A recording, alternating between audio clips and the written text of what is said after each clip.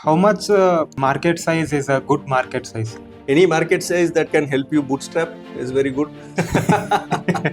Other important aspect, which is GTM, go to market strategy.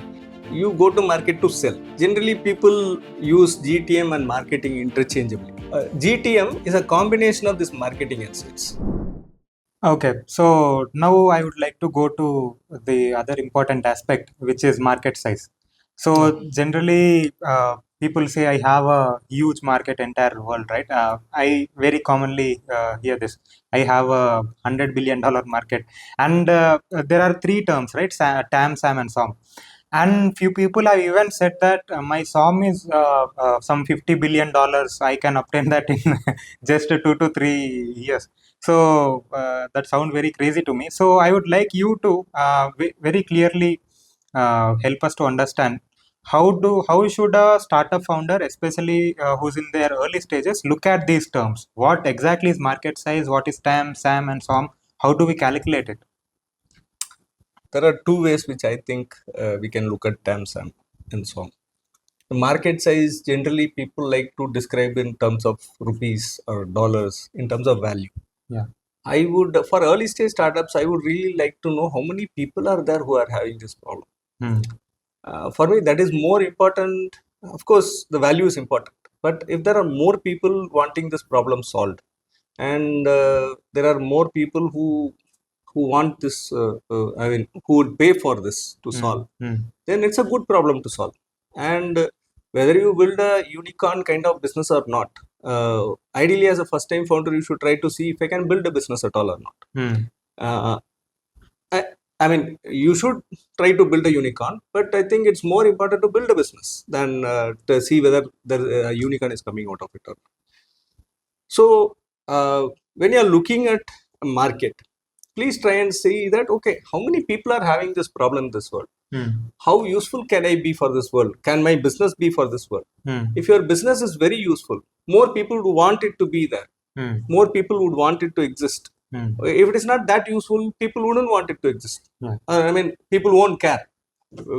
Because of apathy, your company will not survive. Okay?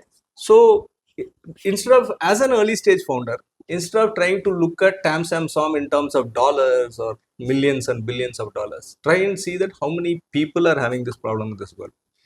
If X number of people are having this problem in the world, or the problem which you have defined, this pain which you have defined, if there are X number of people having that pain in the level of consistency which becomes a demand, okay, they have that pain, they are willing to solve it, they are also having the ability to solve it over a period of time consistently. You cannot be saying that, okay, this person is also having that problem, rich person is also having this problem, so everybody is needs to get this solved. It's not possible. They should have the pain, they should be willing to solve it, they should be capable of paying to get it solved, and they should be willing to keep it, set aside money to do that over a period of time consistently. Okay, I'll solve it once in a while. Like, I was a big market demand for movies some 20 years back. Okay, I used to watch movie every day of the week. So I was a demand. But today I don't go to movie theater to watch a movie. I mean, I probably watch 2-3 movies in a year. So I'm not a demand anymore for the movie industry. So it's the youngsters who will be the demand. So they will be, that is how the market is sized, right? Okay, youngsters are watching, women are watching, and these people are watching, because these are all people who create the demand. So when you are looking at the TAM, you should see how many people in this world have this problem, wanting to get it solved, and have the means to get it solved. There might be a problem in India which a person in Africa or Somalia also has, but they may not be able to solve it. So I would even go ahead and say, okay, consider everybody in this world fitting into this definition, that this problem, this person has this problem, he has the ability to solve it, and he wants to get it solved on a consistent manner. Take everybody in this world, go crazy. Okay, find out how many people have that. Now, that is TAM. Now coming to SAM. SAM is your circle of influence. Okay, your ability to go. I can solve this problem. The people have this problem. But in Dubai, they won't let me come in. In China, they won't let me come in. There's no point. No, I cannot solve that problem for them. Yeah. So SAM is the part of TAM where the people whom you can reach, all the people whom you can reach are there. Okay. Now SOM is the realistic number of people whom you can actually serve. Even if I give you access to the entire country, you don't have the resource and wherewithal to serve all these people in the next 6 months. Yeah. So you look at SOM as, okay, in the next 6 months, how many people can I serve? That is your SOM. Yeah. Or you extend it up to 1 year, depending on whatever period you want to solve, set it aside for. You say that, okay, SOM is the market which I can serve. And even if 20 customers will come, I have the capability to serve only 5 people. Then my SOM is 5. Okay. You understand? Yeah. So this is how I'd like to look at TAM, SAM, SOM for a early stage founder. Yeah.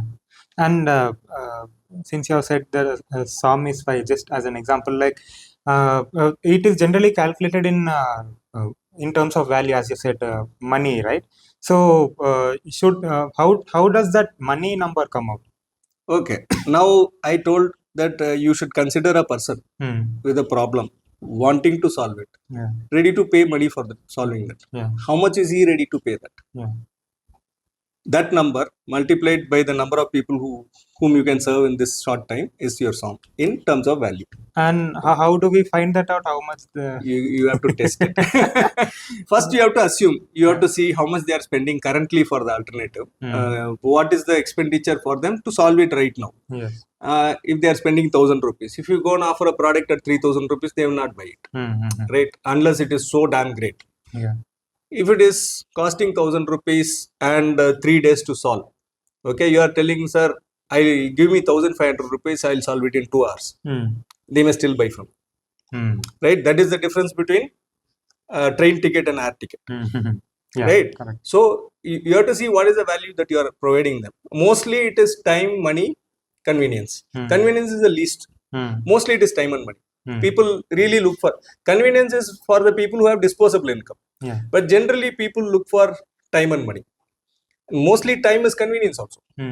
Right? If I am having to take a little bit of a struggle, but I'll reach the inconvenient flight to Delhi is better for me than a convenient train to Delhi. Right? So those choices people will keep making. You have to see what you are solving for them and how much they are spending right now, and price it somewhere near there. Okay, if you think that you are solving it better, price it at the same level also, or maybe charge a premium. Try it out. But when you are preparing the projections, you should have an understanding of how much they are spending right now. Okay. And how much market size is a good market size? Any market size that can help you bootstrap is very good. That can help me bootstrap. Nice. So for venture investment, if that is the question you are asking, look at what is the kind of market that will give 10x returns quickly. If there is a 5,000 crore market, okay, and you are able to capture 10% of it, then you will be able to build a company of 500 crore value.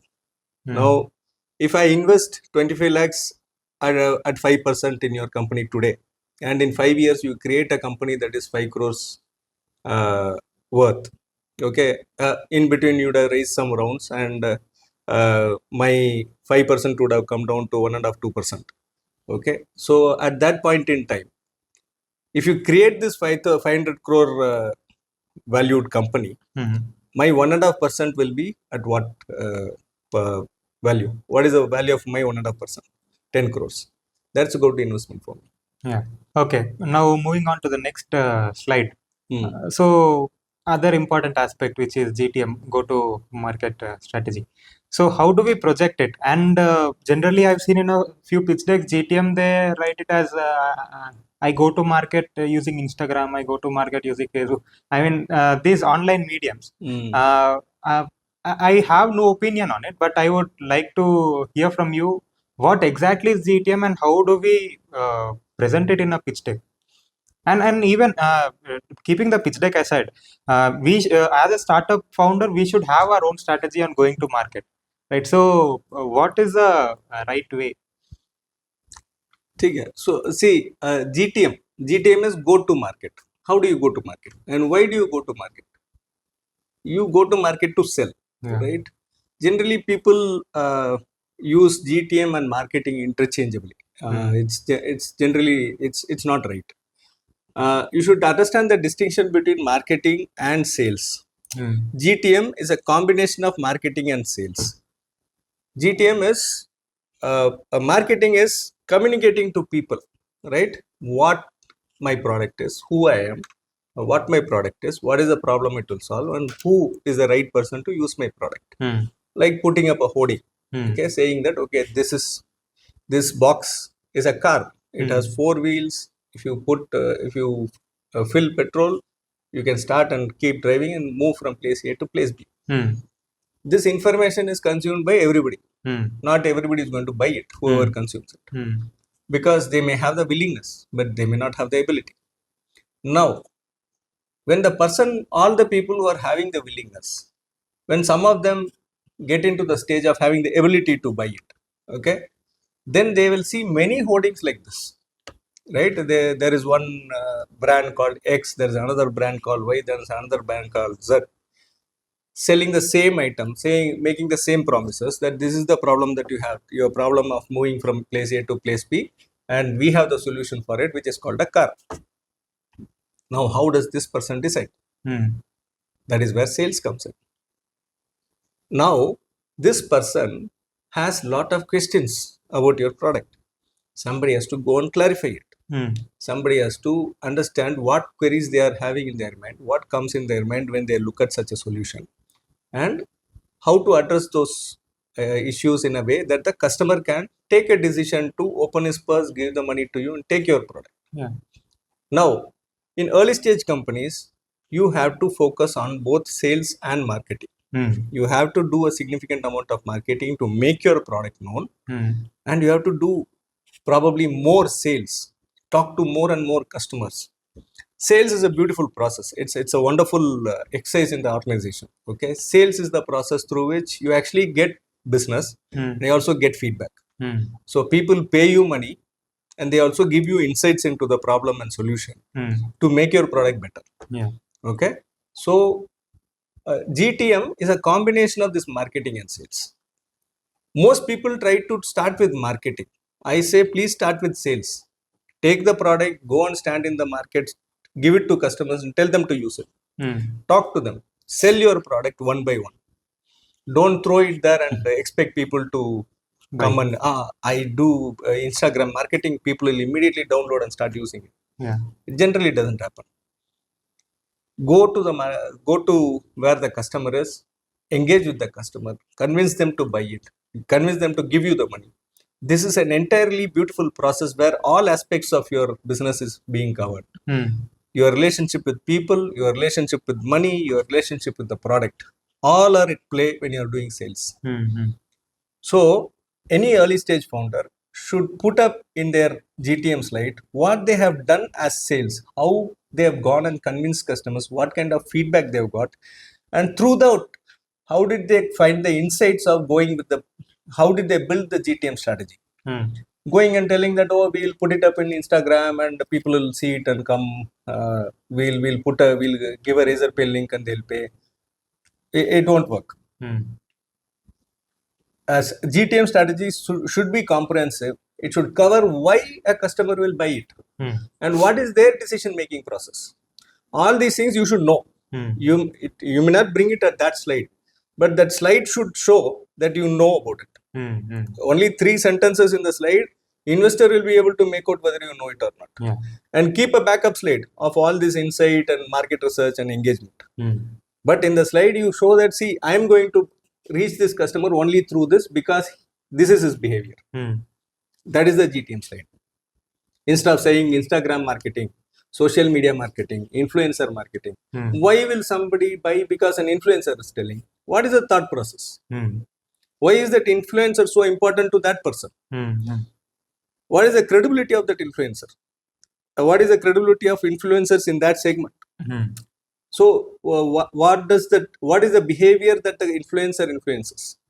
All these things you should be able to tell.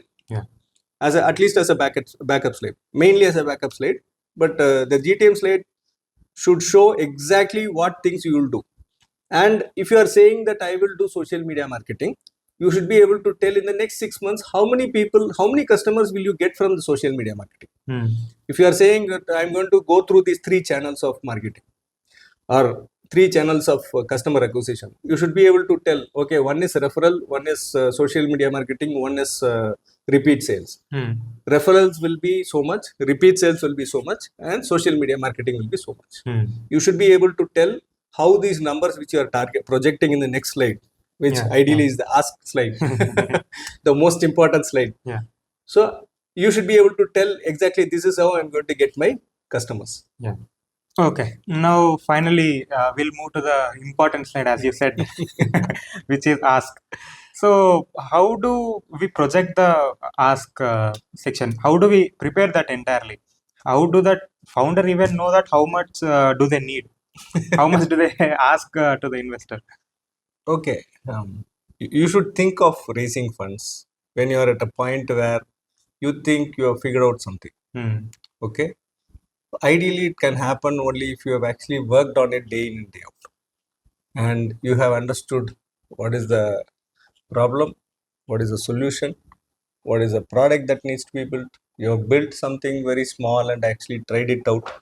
Okay, tested it with customers and found out that yes, this people actually have this problem, want this problem to be solved, and the solution that I'm providing to them seems to be useful even at a very controllable situation. So this is the MVP, right? I am not bullish on people who ask money for building MVP. I believe that MVP, I have told it 1,000 times, and I will say 100 more times, 1,000 more times if required, that MVP is minimum viable for the founder to make. They should be able to, the founders or the founding team should be able to build it by themselves without any external resources. Only then you are the right team to build it. Otherwise, please find something else to build.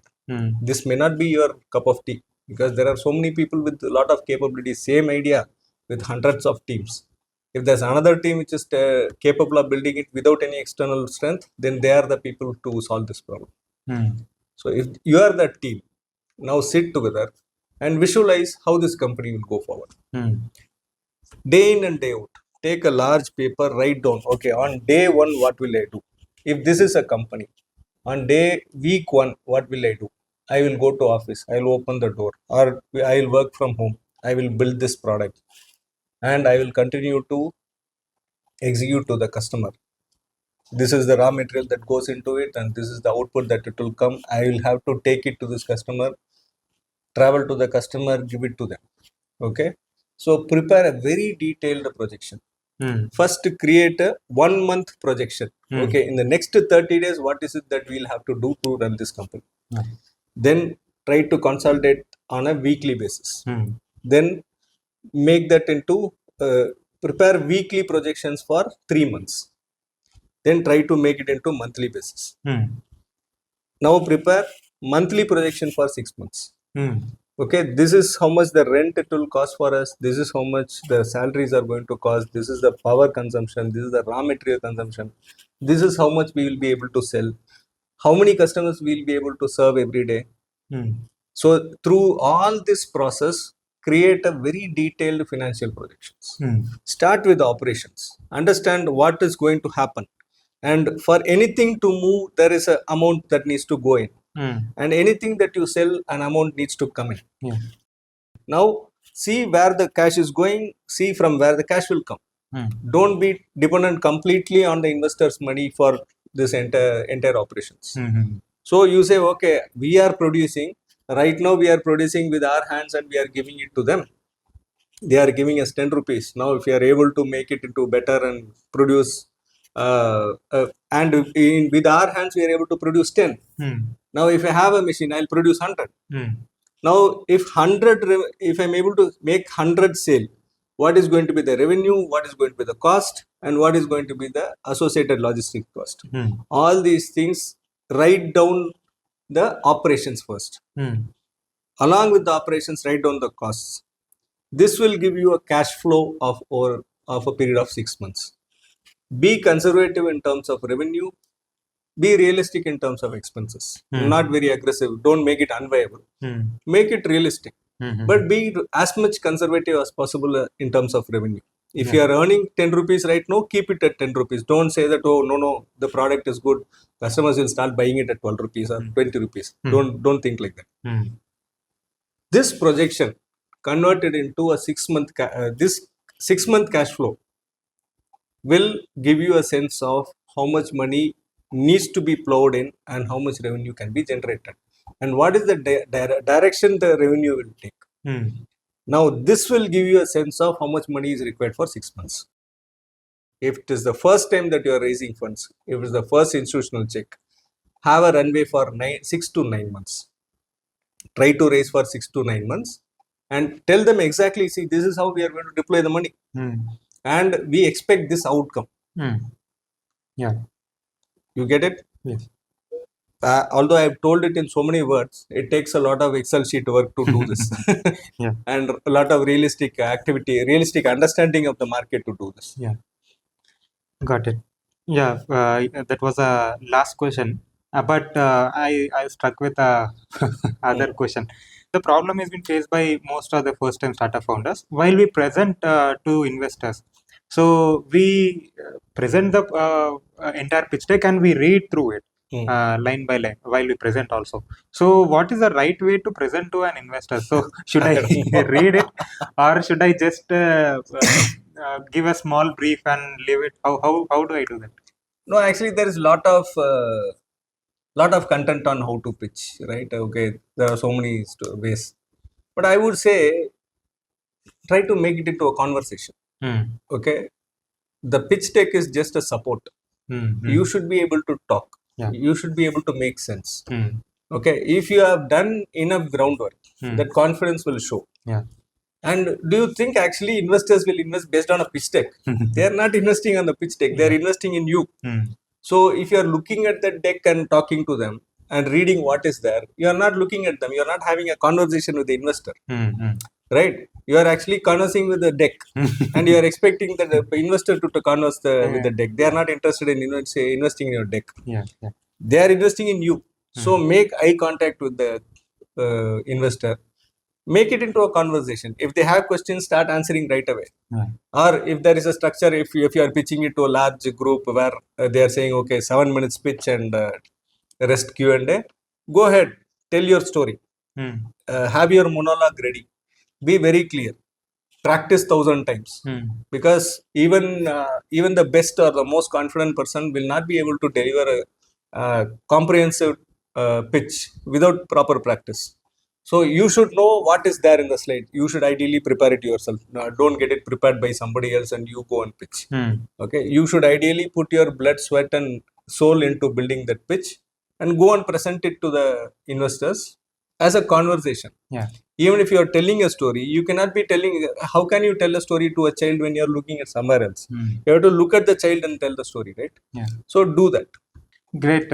Thank you so much, Prakash. I've done with my questions, and I hope people have got a great insights from you. How exactly look at the pitch deck from Prakash's perspective. So I think we have mostly covered the how to look at market size, how do we present, and how do we make the ask slide and everything. Thank you so much for such You are valuable welcome, insights, sir. Teja. Nice meeting you Thank once you. again. Yeah.